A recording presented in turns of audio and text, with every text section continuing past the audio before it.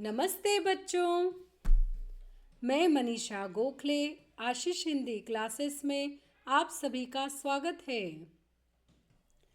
आज हम चर्चा करने वाले हैं आपकी पाठ्य पुस्तक स्पर्श भाग 1 से पाठ वैज्ञानिक चेतना के वाहक चंद्रशेखर वेंकटरमन का दूसरा और अंतिम भाग, जिसे लिखा है धीरंजन मालवीय जी ने।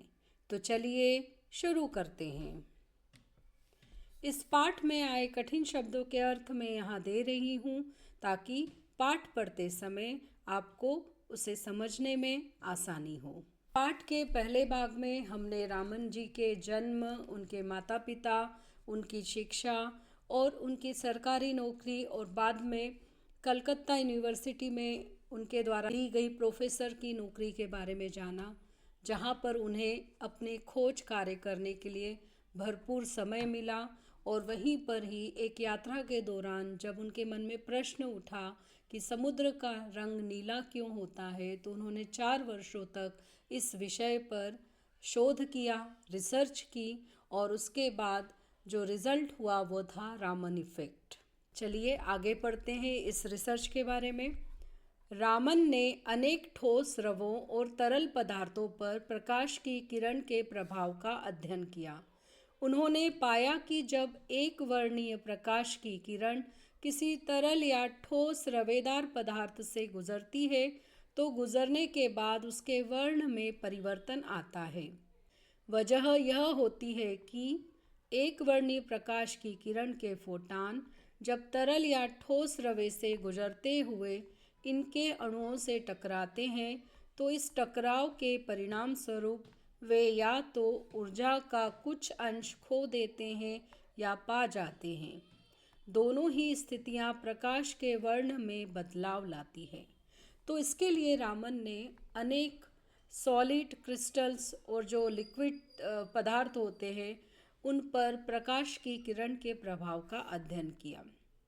जब वो यह रिसर्च कर रहे थे तो उन्होंने पाया कि जब एक वर्णीय मतलब एक रंग का प्रकाश की किरण किसी तरल मतलब किसी लिक्विड या किसी सॉलिड क्रिस्टल पदार्थ से गुजरती है, मतलब जब हम उस पर छोड़ते हैं ये किरणें, तो गुजरने के बाद उसके रंग में चेंज आता है, परिवर्तन आता है। और इसका कारण यह है कि जब एक वर्णीय प्रकाश की किरण के फोटान जो उसके ऊर्जा कण हैं, जब वो तरल या ठोस क्रिस्टल से गुजरते हैं या उनके अणुओं से, उनके मॉलिक्यूल से टकराते हैं, तो इस टकराने के कारण या तो उनका जो एनर्जी है वह उनका कुछ पार्ट कम हो जाता है, मतलब वो एनर्जी वो उन मॉलिक्यूल्स को दे देते हैं, या फिर वो उन मॉलिक्यूल से एनर्जी पा लेते हैं। और इन दोनों ही सिचुएशन में क्या होता है, लाइट का जो कलर है वो बदल जाता है। एक वर्णीय प्रकाश की किरणों में सबसे अधिक ऊर्जा बैंगनी रंग के प्रकाश में होती है। बैंगनी रंग के बाद क्रमशः नीले, आसमानी, हरे, पीले, नारंगी और लाल वर्ण का नंबर आता है। इस प्रकार लाल वर्णीय प्रकाश की ऊर्जा सबसे कम होती है। एक वर्णीय प्रकाश तरल या ठोस रवों से गुजरते हुए जिस परिमाण में ऊर्जा खोता या पाता है उसी हिसाब से उसका वर्ण परिवर्तित हो जाता है। तो यहाँ पर राइटर हमें बता रहे हैं कि जो वन कलर लाइट होती है उसकी जो किरणें होती है, जो रेज होती है, उनमें सबसे अधिक जो एनर्जी होती है वो होती है पर्पल कलर में, बैंगनी रंग में उसकी जो लाइट होती है उसमें होती है। उसके बाद में धीरे धीरे नीले में, आसमानी में, हरे, पीले, नारंगी और आखिरी में नंबर आता है लाल कलर का जिसमें एनर्जी सबसे कम होती है। इस तरह से लाल कलर के जो लाइट होती है उसमें एनर्जी सबसे कम होती है। इसलिए जब एक कलर का जो लाइट है, एक वर्णीय एक रंग की जो लाइट है वो अगर लिक्विड या सॉलिड क्रिस्टल से होकर गुजरती है, निकलती है, तो जिस क्वांटिटी में, परिमाण मतलब मात्रा में वह ऊर्जा खोती है, मतलब उसकी जो एनर्जी है, फोटान की एनर्जी कम होती है या फोटान को एनर्जी मिलती है, उस हिसाब से उस लाइट का कलर बदल जाता है। रामन की यह खोज भौतिकी के क्षेत्र में एक क्रांति के समान थी। इसका पहला परिणाम तो यह हुआ कि प्रकाश की प्रकृति के बारे में आइंस्टाइन के विचारों का प्रायोगिक प्रमाण मिल गया। आइंस्टाइन के पूर्ववर्ती वैज्ञानिक प्रकाश को तरंग के रूप में मानते थे, मगर आइंस्टाइन ने बताया कि प्रकाश अति सूक्ष्म कणों की तीव्र धारा के समान है। इस अति सूक्ष्म कणों की तुलना आइंस्टाइन ने बुलेट से की और इन्हें फोटॉन नाम दिया। रामन के प्रयोगों ने आइंस्टाइन की धारा का प्रत्यक्ष प्रमाण दे दिया, क्योंकि एक वर्णीय प्रकाश के वर्ण में परिवर्तन यह साफ तौर पर प्रमाणित करता है कि प्रकाश की किरण तीव्रगामी सूक्ष्म कणों के प्रवाह के रूप में व्यवहार करती है। तो रामन ने ये जो खोज की, ये उसने फिजिक्स के क्षेत्र में एक क्रांति ला दी। और उसके पहले लोग प्रकाश के बारे में या लाइट के बारे में ये मानते थे कि ये रेज होती हैं, वेव्स होती हैं, तरंग होती है। लेकिन आइंस्टाइन ने यह कहा था कि प्रकाश बहुत ही बारीक, बहुत ही सूक्ष्म कणों की तीव्र धारा है, और इन सूक्ष्म कणों को उन्होंने बुलेट के जैसा माना था, जो बहुत तेज़ी से आती हैं, और इनको उन्होंने फोटॉन नाम दिया था। तो इन्होंने जो प्रयोग किए रामन ने, उन्होंने इस बात को प्रूव कर दिया जो आइंस्टाइन ने कहा था कि प्रकाश अति सूक्ष्म कणों से मिलकर बना हुआ है, जो तीव्र गति से बहता है, या तीव्र गति से वो सूक्ष्म कण बहते हैं। तो इन अति सूक्ष्म कणों के कारण ही क्या होता है कि जो प्रकाश है, जब वो किसी वस्तु से टकराता है या किसी तरल पदार्थ से होकर निकलता है, तो उनके रंग में परिवर्तन आ जाता है। तो ये बात इस बात से प्रूव हो गई कि जो प्रकाश है वो सूक्ष्म कणों से मिलकर बना हुआ है। तो रामन की खोज की वजह से पदार्थों के अणुओं और परमाणुओं की आंतरिक संरचना का अध्ययन सहज हो गया। पहले इस काम के लिए इंफ्रारेड स्पेक्ट्रोस्कोपी का सहारा लिया जाता था। यह मुश्किल तकनीक है और गलतियों की संभावना बहुत अधिक रहती है। रामन की खोज के बाद पदार्थों की आणविक और परमाणविक संरचना के अध्ययन के लिए रामन स्पेक्ट्रोस्कोपी का सहारा लिया जाने लगा। यह तकनीक एक वर्णीय प्रकाश के वर्ण में परिवर्तन के आधार पर पदार्थों के अणुओं और परमाणुओं की संरचना की सटीक जानकारी देती है। इस जानकारी की वजह से पदार्थों का संश्लेषण प्रयोगशाला में करना तथा अनेक उपयोगी पदार्थों का कृत्रिम रूप से निर्माण संभव हो गया है। तो यहाँ पर जब रामन ने यह खोज की, तो उसके बाद में जो पदार्थ होते हैं, तरह तरह के वस्तुएं होती हैं, उनके जो मॉलिक्यूल्स हैं या जो उनके एटम हैं, उनकी जो इंटरनल संरचना है, उनका जो स्वरूप है, उसका अध्ययन करना बहुत आसान हो गया, इजी गोइंग हो गया। इसके पहले क्या होता था, जो इंफ्रारेड स्पेक्ट्रोस्कोपी थी, उसका सहारा लिया जाता था मॉलिक्यूल्स का या फिर एटम्स का के बारे में रीडिंग करने के लिए, उसको समझने के लिए। और ये जो टेक्निक थी वो बहुत मुश्किल थी और इसमें बहुत गलतियां होने की भी पॉसिबिलिटी बहुत ज़्यादा थी। लेकिन रामन की खोज के बाद में फिर पदार्थों की जो आणविक संरचना, उसकी मॉलिक्यूलर स्ट्रक्चर जो है या जो एटॉमिक स्ट्रक्चर है, उसके स्टडी के लिए फिर रामन स्पेक्ट्रोस्कोपी की हेल्प ली जाने लगी। इस टेक्निक में एक वर्णीय प्रकाश के कलर में जो परिवर्तन आता है, उसके आधार पर पदार्थों के अणुओं और परमाणुओं की संरचना के बारे में एग्जैक्ट इन्फॉर्मेशन मिल जाती है, सटीक, बिल्कुल सही। तो इस जानकारी के कारण क्या हुआ, कई पदार्थों का फिर लेबोरेटरी में संश्लेषण होने लगा और कई उपयोगी पदार्थों का कृत्रिम रूप से निर्माण भी संभव हो सका, उन्हें बनाया जा सका। रामन प्रभाव की खोज ने रामन को विश्व के चोटी के वैज्ञानिकों की पंक्ति में ला खड़ा किया। पुरस्कारों और सम्मानों की तो जैसे झड़ी सी लगी रही। उन्हें सन 1924 में रॉयल सोसाइटी की सदस्यता से सम्मानित किया गया। सन 1929 में उन्हें सर की उपाधि प्रदान की गई। ठीक अगले ही साल उन्हें विश्व के सर्वोच्च पुरस्कार भौतिकी में नोबेल पुरस्कार से सम्मानित किया गया। उन्हें और भी कई पुरस्कार मिले, जैसे रोम का मैथ्यूसी पदक, रॉयल सोसाइटी का ह्यूज पदक, फिलाडेल्फिया इंस्टीट्यूट का फ्रैंकलिन पदक, सोवियत रूस का अंतर्राष्ट्रीय लेनिन पुरस्कार आदि। सन 1954 में रामन को देश के सर्वोच्च सम्मान भारत रत्न से सम्मानित किया गया। वे नोबेल पुरस्कार पाने वाले पहले भारतीय वैज्ञानिक थे। उनके बाद यह पुरस्कार भारतीय नागरिकता वाले किसी अन्य वैज्ञानिक को अभी तक नहीं मिल पाया है। उन्हें अधिकांश सम्मान उस दौर में मिले जब भारत अंग्रेज़ों का गुलाम था। उन्हें मिलने वाले सम्मानों ने भारत को एक नया आत्मसम्मान और आत्मविश्वास दिया। विज्ञान के क्षेत्र में उन्होंने एक नई भारतीय चेतना को जागृत किया।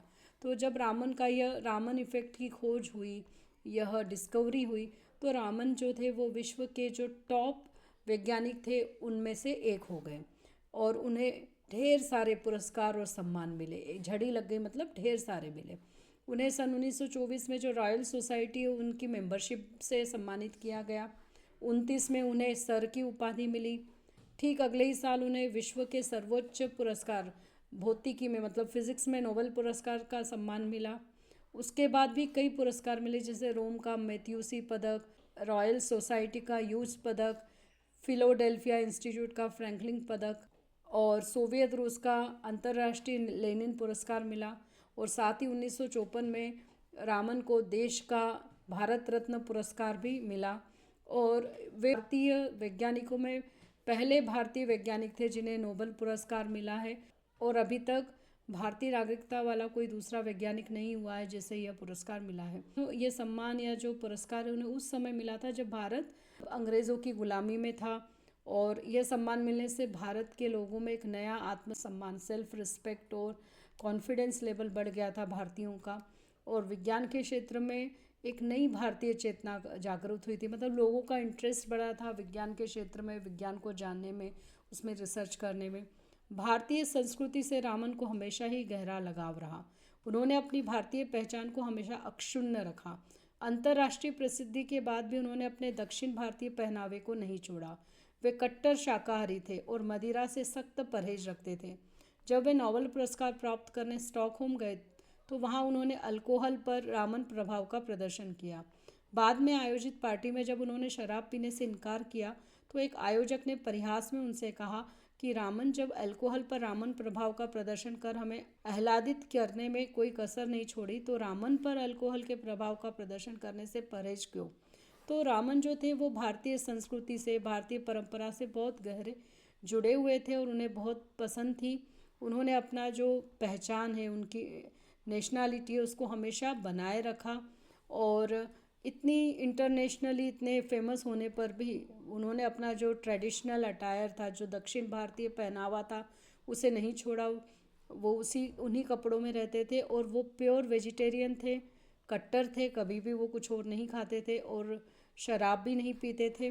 जब उन्हें नोबेल पुरस्कार मिला और उसके लिए वो स्टॉकहोम गए तो वहाँ पर उन्होंने अल्कोहल पर अपने रामन इफ़ेक्ट को दिखाया लोगों को। तो उसके बाद में जब पार्टी आयोजित की गई थी तो उसमें लोगों ने उन्हें शराब पीने के लिए, मतलब वहाँ के जो आयोजक थे, जिन्होंने इस कार्यक्रम का आयोजन किया था, उन्होंने मजाक में कहा कि रामन, जब आपने अल्कोहल पर रामन इफ़ेक्ट का प्रदर्शन करके हमें इतना खुश किया है तो फिर आप अपने ऊपर अल्कोहल के इफ़ेक्ट को क्यों नहीं प्रदर्शित कर रहे हैं, हमें क्यों नहीं दिखा रहे हैं, उसमें आप मना क्यों कर रहे हैं। रामन का वैज्ञानिक व्यक्तित्व प्रयोगों और शोधपत्र लेखन तक ही सिमटा हुआ नहीं था। उनके अंदर एक राष्ट्रीय चेतना भी थी और वे देश में वैज्ञानिक दृष्टि और चिंतन के विकास के प्रति समर्पित थे। उन्हें अपने शुरुआती दिन हमेशा ही याद रहे जब उन्हें ढंग की प्रयोगशाला और उपकरणों के अभाव में काफ़ी संघर्ष करना पड़ा था। रामन की जो पर्सनालिटी थी वो केवल प्रयोगों तक, मतलब एक्सपेरिमेंट तक, या फिर जो रिसर्च पेपर राइटिंग है उतने तक ही सीमित नहीं थी। उनके मन में देश के प्रति प्रेम था, देशभक्ति की भावना थी और वो चाहते थे कि उनके देश में बाकी लोग भी वैज्ञानिक दृष्टि से देखें, सोचें और उस क्षेत्र में काम करें। और उनको हमेशा ये बात याद रही थी कि शुरू के दिनों में उन्हें ठीक की अच्छी प्रयोगशाला नहीं मिलने से और प्रॉपर एपरेटस नहीं मिलने से कितना संघर्ष करना पड़ा, कितनी मेहनत करनी पड़ी। इसलिए उन्होंने एक अत्यंत उन्नत प्रयोगशाला और शोध संस्थान की स्थापना की जो बेंगलोर में स्थित है और उन्हीं के नाम पर रामन रिसर्च इंस्टीट्यूट नाम से जानी जाती है। इसलिए उन्होंने एक बहुत ही अच्छी लेबोरेटरी थी वो, उसमें सभी तरह के उपकरण थे और एक रिसर्च सेंटर बनाया जो बेंगलोर में स्थित है और जो उनके नाम से रामन रिसर्च इंस्टीट्यूट कहलाता है। भौतिक शास्त्र में अनुसंधान को बढ़ावा देने के लिए उन्होंने इंडियन जर्नल ऑफ फिजिक्स नामक शोध पत्रिका प्रारंभ की। अपने जीवन काल में उन्होंने सैकड़ों शोध छात्रों का मार्गदर्शन किया। जिस प्रकार एक दीपक से अन्य कई दीपक जल उठते हैं, उसी प्रकार उनके शोध छात्रों ने आगे चलकर काफ़ी अच्छा काम किया। उन्हीं में कई छात्र बाद में उच्च पदों पर प्रतिष्ठित हुए। विज्ञान के प्रचार प्रसार के लिए वे करंट साइंस नामक एक पत्रिका का भी संपादन करते थे। रामन प्रभाव केवल प्रकाश की किरणों तक ही सिमट नहीं था। उन्होंने अपने व्यक्तित्व के प्रकाश की किरणों से पूरे देश को आलोकित किया और प्रभावित किया। उनकी मृत्यु 21 नवंबर सन 1970 के दिन 82 वर्ष की आयु में हुई। तो उन्होंने फिजिक्स में जो अनुसंधान होते हैं, जो एक्सपेरिमेंट्स होते हैं, जो रिसर्च होती है, उसको बढ़ावा देने के लिए एक रिसर्च मैगजीन भी निकालना शुरू की जिसका नाम था इंडियन जर्नल ऑफ फिजिक्स। और अपने जीवन में उन्होंने हज़ारों बच्चों को जो रिसर्च में काम कर रहे थे उनको गाइड किया। और जिस तरह से एक दीपक कई दीपकों को जलाता है, उसी तरह से उन्होंने जो रिसर्च करने वाले स्टूडेंट्स थे उन सभी को बहुत अच्छा गाइड किया, मार्गदर्शन दिया। और उनके मार्गदर्शन के कारण बहुत सारे छात्र बड़े उच्च पदों पर, हाई पोस्ट पर पहुँचे। और विज्ञान के प्रचार प्रसार के लिए वे करंट साइंस नामक एक पत्रिका के एडिटर भी बने और उसका संपादन किया। और रामन ने केवल अपने प्रभाव, रामन इफ़ेक्ट के द्वारा प्रकाश की किरणों के बारे में महत्वपूर्ण बातें ही लोगों तक नहीं पहुंचाई, बल्कि उन्होंने अपनी पर्सनालिटी के प्रकाश से पूरे देश को आलोकित किया, पूरे देश को प्रभावित किया। देश में विज्ञान के प्रति रुचि और चेतना जागृत की और अनेक विद्यार्थियों को उन्होंने मार्गदर्शन दिया। उनकी मृत्यु 21 नवंबर सन 1970 को 82 वर्ष की उम्र में हुई। रामन वैज्ञानिक चेतना और दृष्टि की साक्षात प्रतिमूर्ति थे। उन्होंने हमेशा ही ये संदेश दिया कि हम अपने आसपास घट रही विभिन्न प्राकृतिक घटनाओं की छानबीन एक वैज्ञानिक दृष्टि से करें। तभी तो उन्होंने संगीत के सुरताल और प्रकाश की किरणों की आभा के अंदर से वैज्ञानिक सिद्धांत खोज निकाले। हमारे आसपास ऐसी न जाने कितनी ही चीज़ें बिखरी पड़ी हैं जो अपने पात्र की तलाश में है। ज़रूरत है रामन के जीवन से प्रेरणा लेने की और प्रकृति के बीच छुपे वैज्ञानिक रहस्य का भेदन करने की। तो रामन में वैज्ञानिक चेतना और दृष्टि थी और उसी का वो एक एग्जाम्पल थे। और वो यही संदेश देते थे कि हमारे आसपास जो कुछ घट रहा है, जो भी प्राकृतिक घटनाएं हो रही हैं, हमें उसको ध्यान से देखना चाहिए और वैज्ञानिक दृष्टिकोण से उसे समझना चाहिए। इसीलिए उन्होंने संगीत में जो ध्वनि है उसका अध्ययन किया, या प्रकाश की किरणों की चमक के रंग के अंदर क्या वैज्ञानिक सिद्धांत है उसका, उससे खोज निकाला, उसको रिसर्च करके लोगों तक पहुंचाया उसका रीज़न। तो ऐसे ही हमें भी हमारे आसपास बहुत सारी चीज़ें हैं जो हो रही हैं और वो चीज़ें एक ऐसे ही वैज्ञानिक की तलाश कर रही, ढूंढ रही हैं जो उनके बारे में लोगों तक पहुंचाए। तो रामन के जीवन से हमें इंस्पिरेशन लेना चाहिए और प्रकृति में जो छुपे हुए वैज्ञानिक रहस्य हैं, जो उनके साइंटिफिक रीजंस है, उनको ढूंढ निकालना चाहिए। अगले वीडियो में इस पाठ के प्रश्नोत्तर लेकर फिर से हाजिर होंगी। तब तक के लिए धन्यवाद।